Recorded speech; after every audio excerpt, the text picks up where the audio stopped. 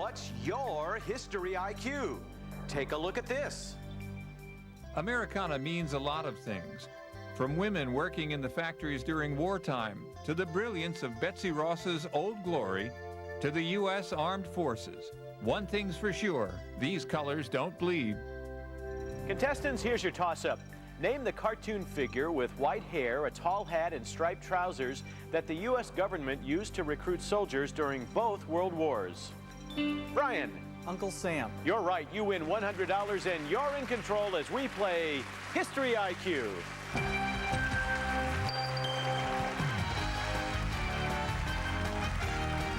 And now, please welcome the host of History IQ, Mark Summers.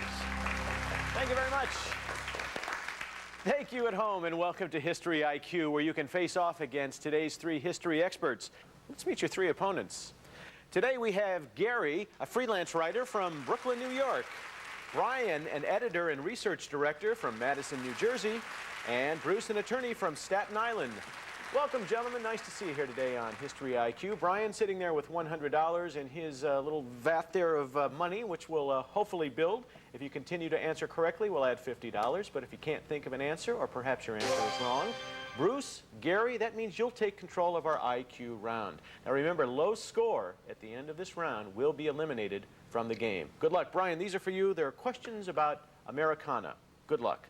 What was the name of the poster icon whose slogan, "We can do it," was used to inspire women to join the workforce during World War II? Rosie the Riveter. You're right. What American actor and songwriter wrote "I'm a Yankee Doodle Dandy"?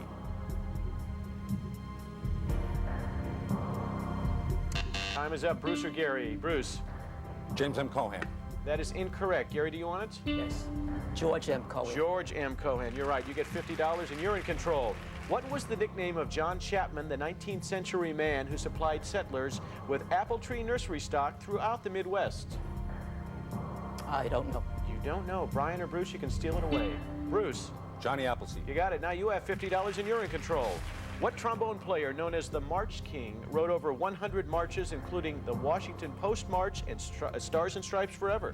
John Philip Sousa. Right, you're in second position. Nothing's more American. Well, we're out of that category. Brian in first place, $150. Bruce in second with 100, and Gary in third with 50. Good match. Here's our next IQ.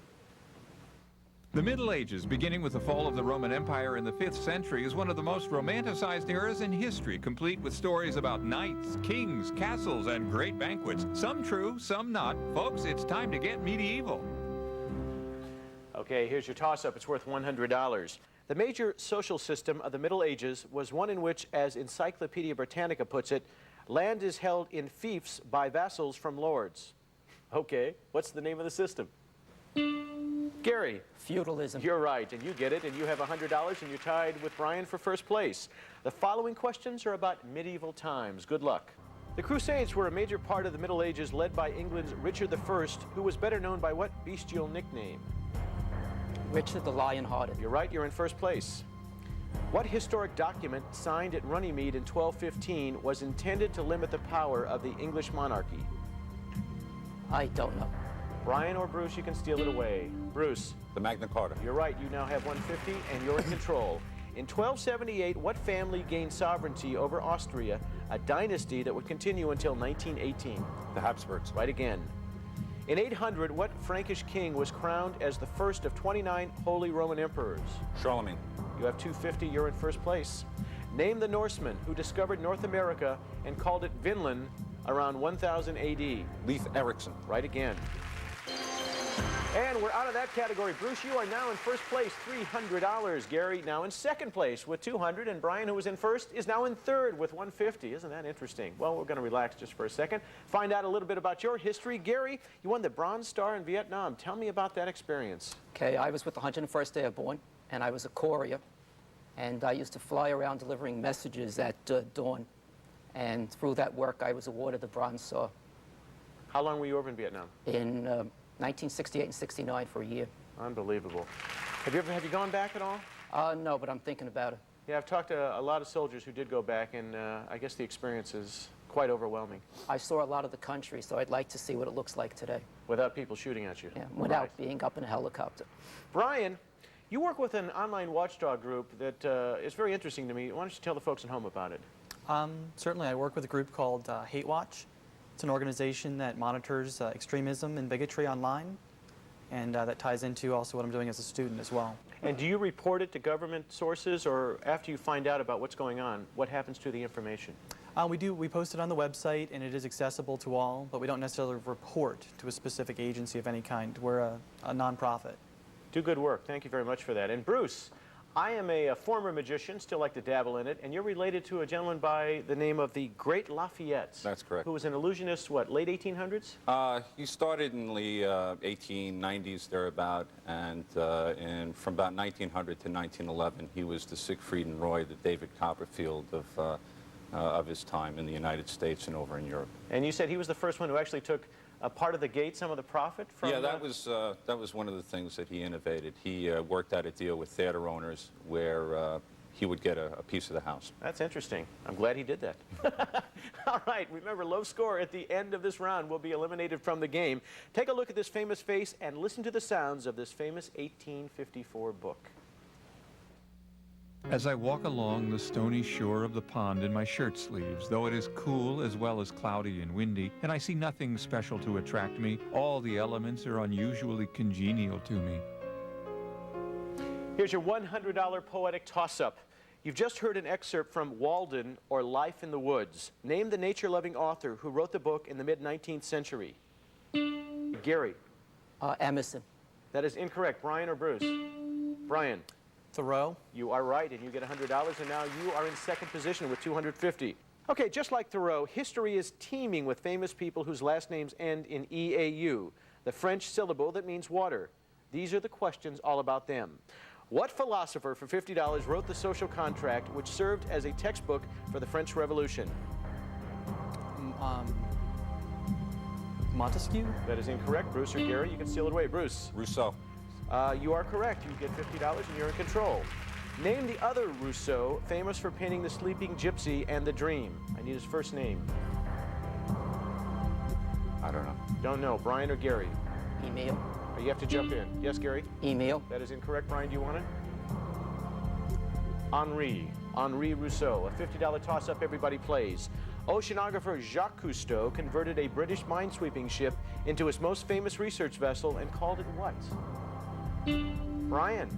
Calypso. You are right. $50 for you. You now have 300 in second position. We're out of the category. Look at these scores. Bruce, first position, 350. Brian in second with 300. Gary not far behind with 200. This is our final IQ. Good luck.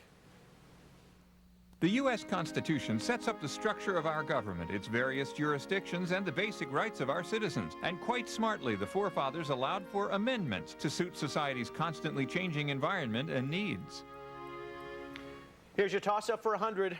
What is the collective name for the first 10 amendments of the U.S. Constitution? Brian. Bill of Rights. You are right, and now you have 400, and you're in the lead. The following questions are about the amendments that have been added to our Constitution. Hopefully you'll add some answers for $50.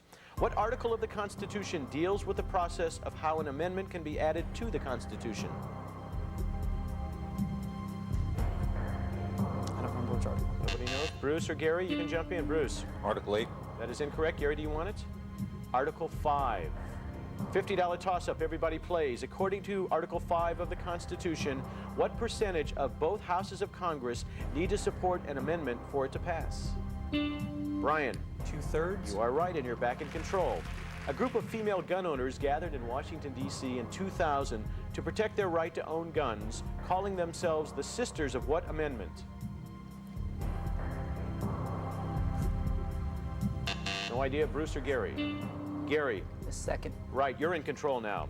Name either amendment to the Constitution that deals with prohibition. The 21st. That is correct. The other would be the 18th. Which amendment?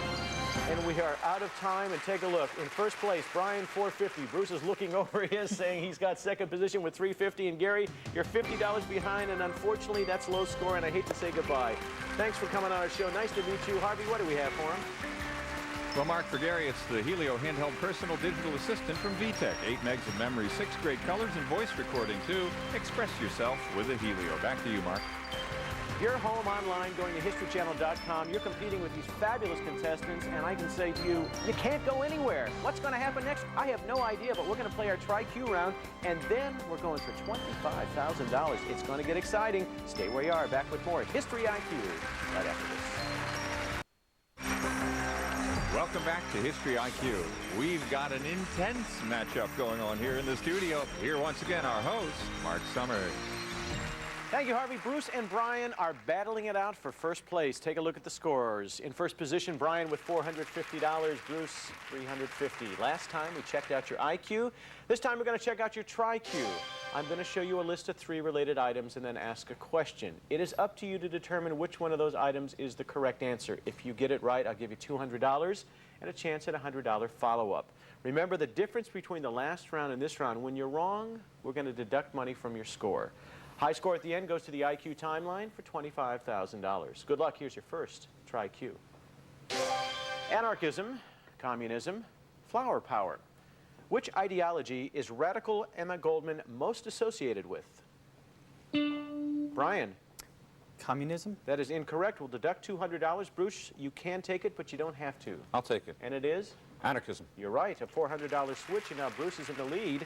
We have a follow-up question about Emma Goldman. You can play or pass it to Brian. Pass. For $100, Brian, let's see if his strategy works. Who called Emma Goldman and Alexander Berkman 2 of the most dangerous anarchists in this country? Was it Joseph McCarthy, J. Edgar Hoover, or Joseph Stalin? Joseph McCarthy? That's incorrect. We'll deduct 100. It was Hoover. Emma Goldman spoke on a lot of topics, including birth control, free love, and the evils of government. Bruce, worked out very nice for you. Take a look at our next Try-Q. James George Janos, John Paul Stanos, Joseph Lee Manos. Which is the real name of Minnesota Governor Jesse the Body Ventura? Bruce? James George Janos. Frightening that you know that. $200 added to your score. And the follow-up question is about governors. You going to play or pass? I'll play. You'll play for 100. Douglas Wilder became the first black elected governor in the U.S. when he was elected from what state? Was it Maryland, Virginia, or Georgia? Virginia. Right again. You have $850. Brian at $150. And our next Try-Q. Baby Jessica, baby Melissa, baby Megan. Who was rescued from a Midland, Texas well in 1987?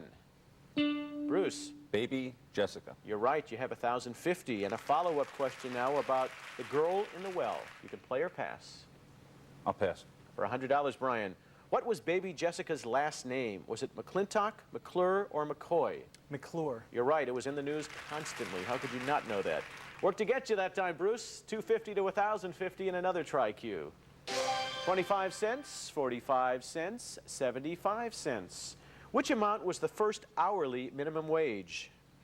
Brian.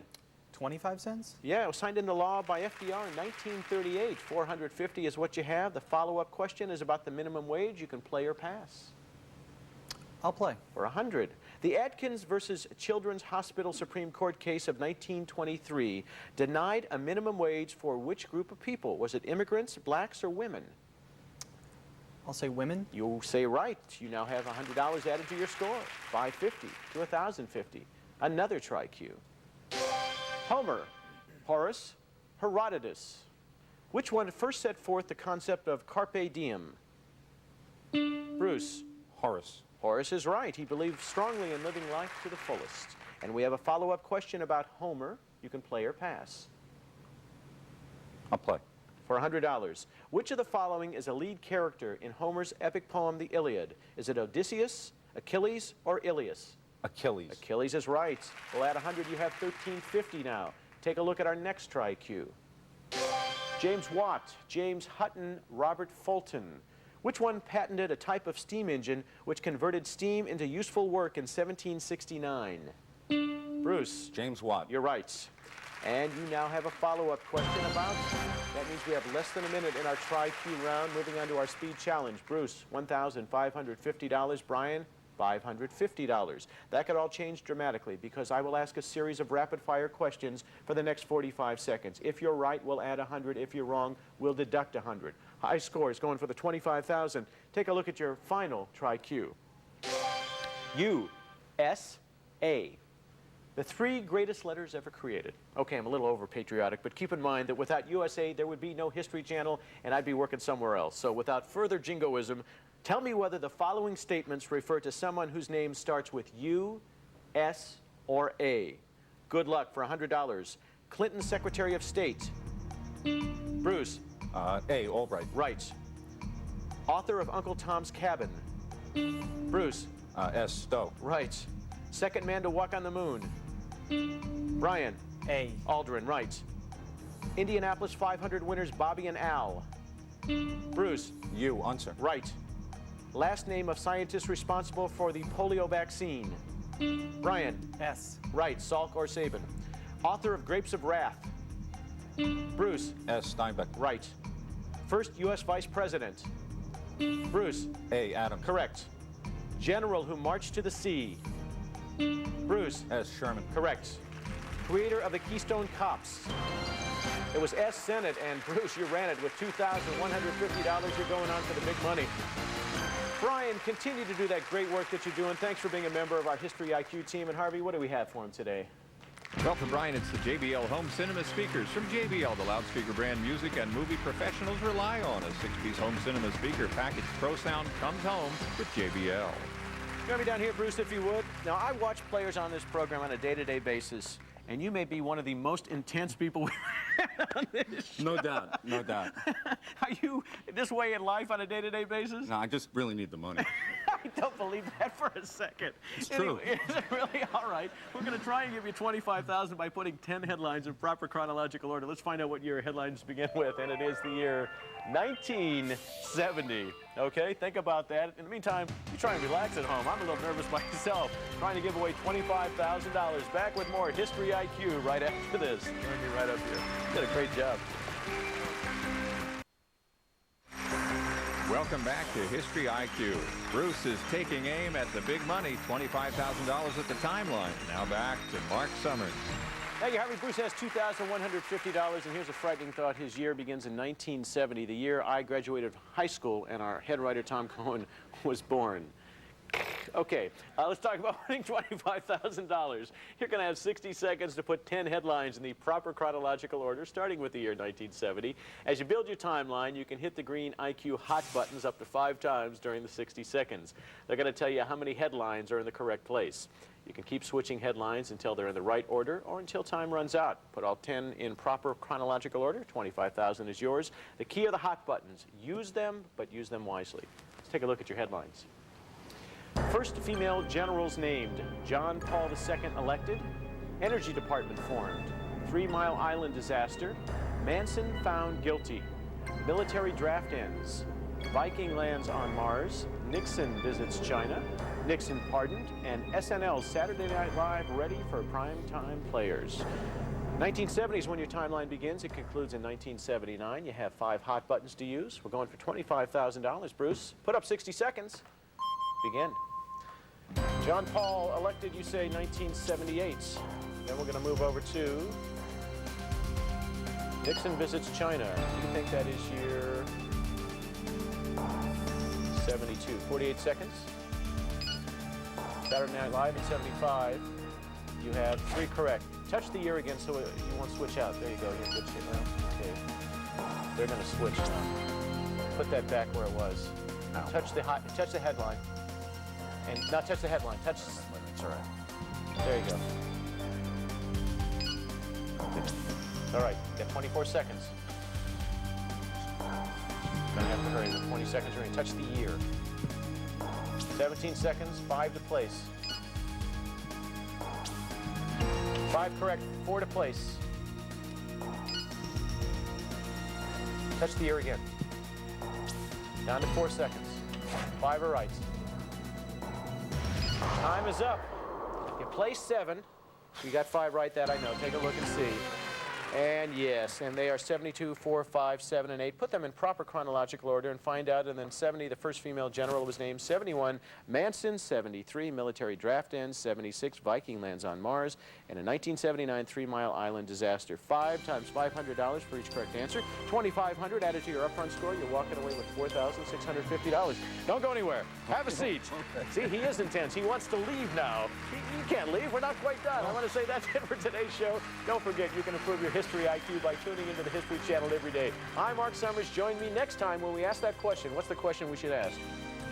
What's your history IQ? Thank you so much. See you tomorrow. Bye-bye. You did great.